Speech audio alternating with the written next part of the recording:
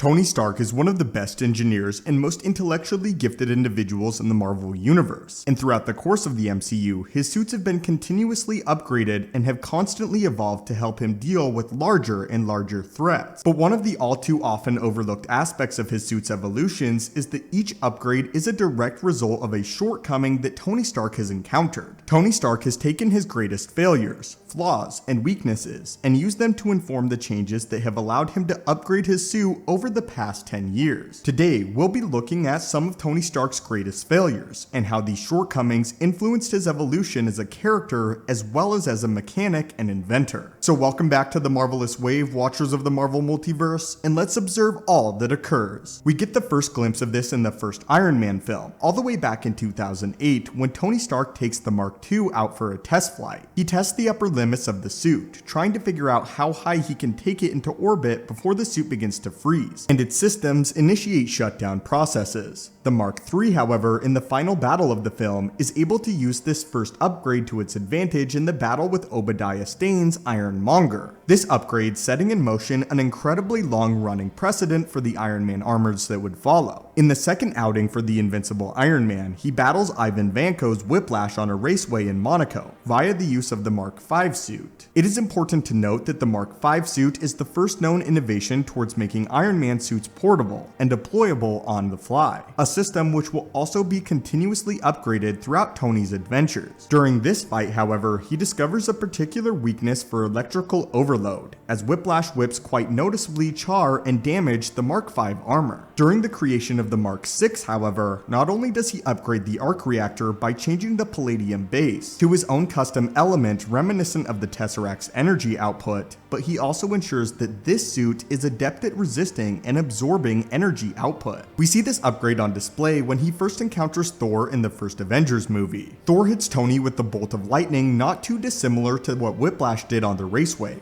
Only this time, the lightning supercharges Tony's suit to over 4,000% capacity. Tony would continue to make advancements on suit deployment, upgrading the Mark VII to come to him via the use of a specialized wristband. We see this at the beginning of the Chitauri invasion, and later we see an upgraded variation of this idea in the Mark 42 suit, which uses implants embedded directly into Tony's arms to deploy the suit from presumably anywhere in the world. After the Battle of New York and the events of Iron Man 3, Tony, being able to see what kinds of widespread destructions that superpowered battles could cause, began construction of the Iron Legion, seen in Avengers Age of Ultron. These drones were specifically designed to assist in crowd control and help keep civilians as safe as possible during these altercations between superpowered individuals. The Hulkbuster is one of the most notable upgrades which arose not due to a prior failing, but as a contingency plan to something that may very well become an issue in the future. It can be argued that upon seeing the Hulk's rampage on the helicarrier, Tony and Bruce decided to develop the Hulkbuster armor. But it is even more likely that simply knowing of the Hulk's destructive capabilities led to the suit's design. The next series of upgrades directly resulted from the Civil War conflict and play a direct role in Avengers Infinity War. One upgrade came as a result of the third act of Civil War arc, in which Tony went head-to-head with Captain America and Bucky in a Cold War bunker. Being confined to such a tight space, Cap and Tony resorted to hand-to-hand combat, and while Tony may have had the suit to assist and protect him, Tony is far more adept at flying around, keeping his distance, and utilizing his mobility to his advantage. Cap, however, is a far superior combatant, and given the circumstances and proximity of space, was ultimately able to overpower Tony and damage his arc reactor to a degree of shutting down his suit and escaping with Bucky. As a direct result of this, he programmed his Mark 50 nanotech suit with the capability to create a wide array of melee weapons, ranging from blades to shields to rams, in order to give him an edge in close quarters hand-to-hand combat. This allowed him to face off against Cull Obsidian and Ebony Maw on the streets of New York, as well as the Mad Titan Thanos himself. Still concerning the Mark 50, another one of the potentially overlooked upgrades is his advanced flight thruster that he used to board Ebony Maw's ship and save Peter Parker. This advancement came as a direct result of not being fast enough in the past. But exactly when, you might ask? Hardcore MCU fans will already know the answer. When Rhodey was incapacitated by the Vision in Civil War and fell to his near death. which resulted in severe spinal damage and paralysis from the waist down. While the Mark 50 is arguably one of the most advanced suits Tony has worn to date, it is still not without flaws and room for upgrades. His fatal flaw in the conflict with Thanos was that the Mad Titan was able to strip him down systematically, destroying more and more nanoparticles as the fight went on. As these nanobots were continuously destroyed, Tony lost the ability to craft a fully capable suit that almost resulted in his death on Titan. Therefore, Tony incorporated the use of what appear to be specialized hollow shields similar to Wakandan shielding technology that we see in the Mark 85,